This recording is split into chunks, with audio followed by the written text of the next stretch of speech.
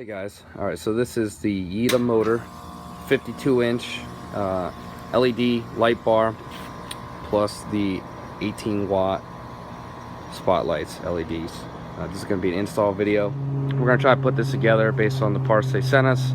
There was no written instructions, so we're going to be winging this, and hopefully at the end we'll have a working light and a YouTube video install video for you guys to check out and help you when you go to install it yourself. So here we go. All right, so we also picked up some extra wire, some weatherproof wire nuts, some zip ties, and some weather stripping.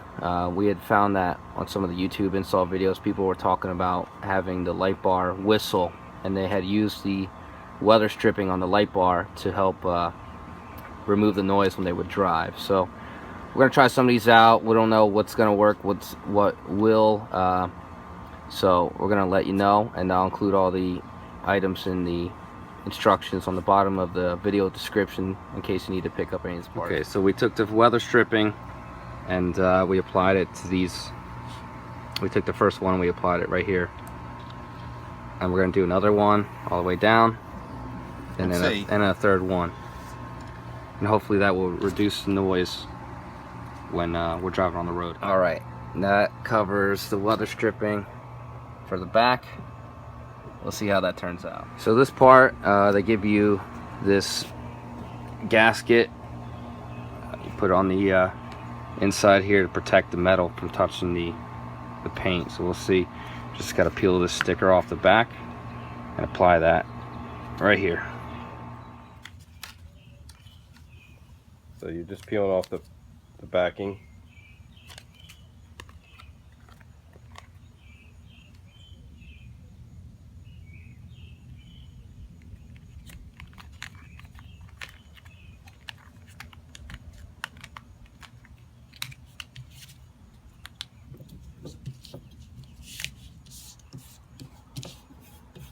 Hit it again to stop it. Yep.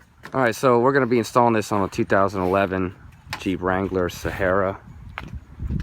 Right now, we're just loosening the bolts that are going to hold the bracket in place. Just grab the Allen wrench that comes with your Jeep. You should be able to take these out no problem. If not, I'd recommend using some WD-40, something like that, to loosen up the bolts. All right, so this is where we mount the brackets. We just put the bracket up on the front driver's side, and now we're just re-screwing the bolts back into place. All right, so we got it in now. It's pretty tight. That thing's not going anywhere. One of the things we had were the holes didn't line up perfectly, so you just want to make sure you shove this over, and then the holes will line up, as you can get the screw back in, get the bolt back in. But overall, this thing is nice and sturdy, which is good. So now we got to go off to the other side. We'll do the same thing. Okay, so what we're going to do here is we're only putting in a couple of the bolts, but we're doing them real loose, because some of the videos we saw online, to run the wires, people ran it behind the bracket. So what we're going to do is install the light, and then we'll run the wire down, put it behind here, and then we'll tighten these all back down. All right, so they give you two different mounting options. One, you can do the bracket, and you just take these two long screws, put the washer right over it, and then you screw that right into the side of the light. And this also looks like a different setup. This looks like a setup that you'd put for your hood, or maybe a roof or something. They give you the rubber bottom. You would bolt that into maybe the hood of your car. These would then go in something like that, or vice versa, and then you would do the light horizontally like that. So we're gonna just do it right into the bracket itself. All right, so we got the light bar up. The trick is, of the two screws, use the smaller screw and add the washer, and then you do the same thing for the other side. We did not use the long screws and the nuts. These are definitely for hood mounts, or I would think maybe a roof mount if you got a Toyota Tacoma or something like that. But these are not made. They can only screw in so far into the light, so we know those are not made for the light. All right, now we're on to the wiring. First step, always unhook the negative terminal of your battery. This way you don't risk shorting anything out. What we're gonna do is we're gonna splice these wires together from the light bar. We're gonna run it down and then get it inside to the engine bay somehow. We're also gonna hook up the LED spotlights on each end, and we're gonna all splice all those wires together, and hopefully we'll get everything working. And the 18-volt LED lights, they give you this bolt. They give you 2 nuts and 2 different types of washers. So the first thing is you take this bolt, you slide through the bottom here, then you take the light and put that bolt through the bottom of this. Take the washer,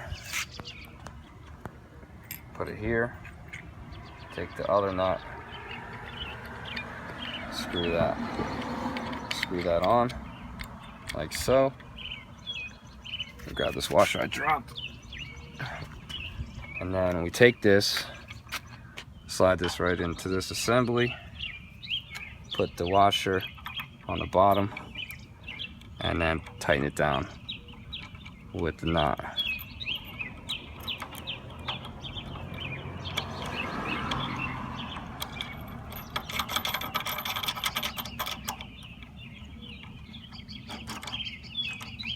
There you go.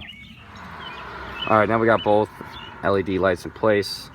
I made sure to tighten it down. This is a number 13 from the socket set. That will tighten down the 2 nuts on the bottom for the LED set. So now we're at the part where we're taking the hood part off so we can run the wires underneath. Hold up. All right, go ahead. So just take this plastic piece off. This is a number 13 socket wrench. Take this little nut off.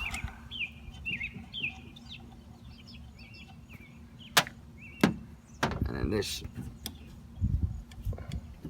will be a little hard because it's a little rusted on, but it should be able to come right off. You can step up on a board if you have to. Get that out of the way.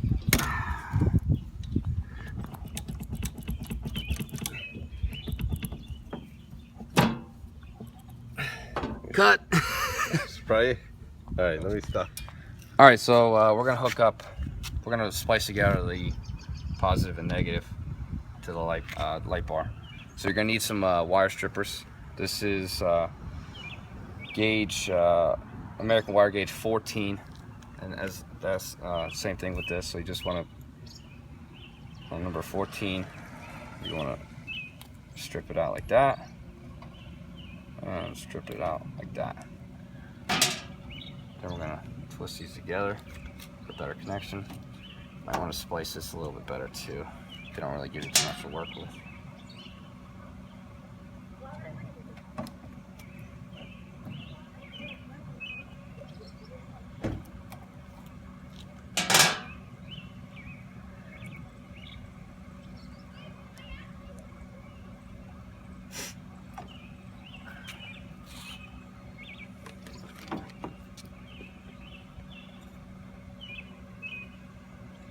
Two colors, 2 red together. Yeah, so you're gonna splice together 2 reds.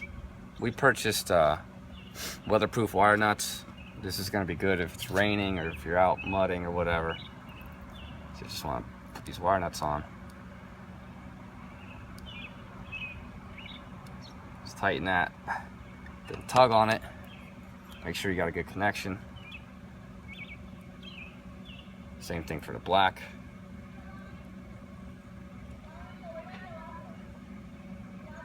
Slide it right on, twist it, and tug on it.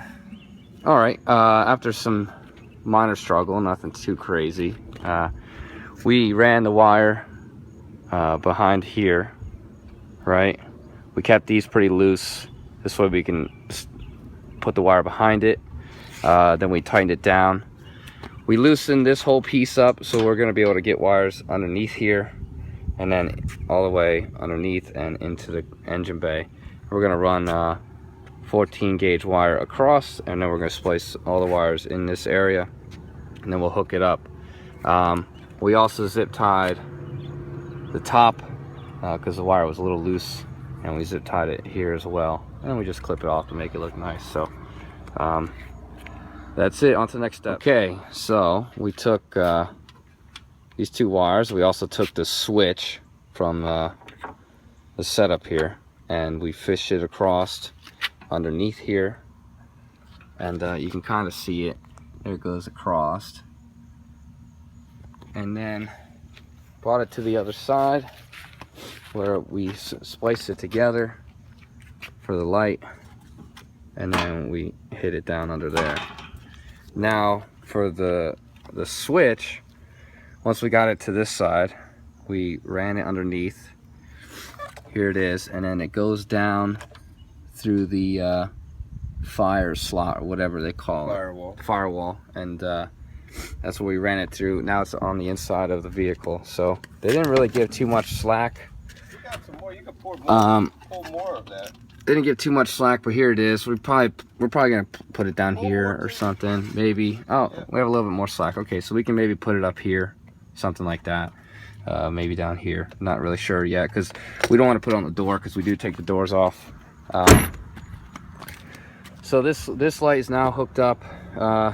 We do have some loom tube. That's this stuff. It's about a 6-foot piece.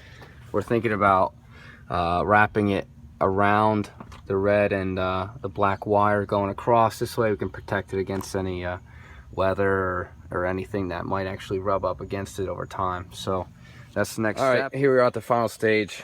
All right, so we tightened this back down. We ran the wires underneath. All the LED 18-volt lights or spotlights are set up. The light bar set up. We got the wires ran under here. We zip tied them, make it nice. We got them all hooked up. So the thing is, they don't tell you, but you got to splice all the reds and all the blacks together.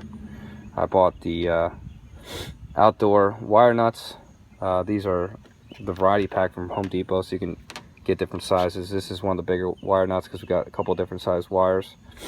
So we have all those hooked up. Now we just gotta zip tie them all together, tuck them in somewhere in here, and then we're gonna the last and final step is hook up the negative and the positive. Where are we at here? And the positive to the battery, and we are all set.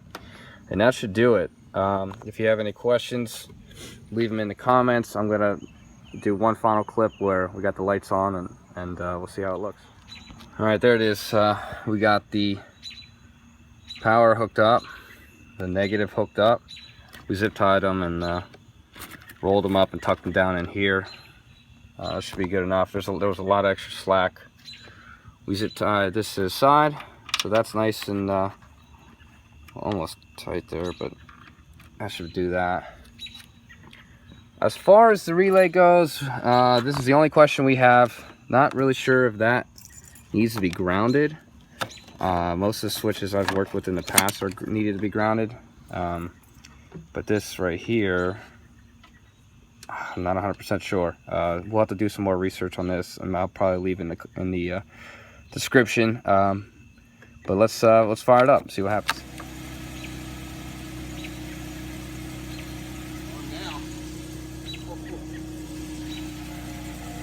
You got the switch on? Yeah. Hit it again. There it is. It's all fired up. LEDs. Bam.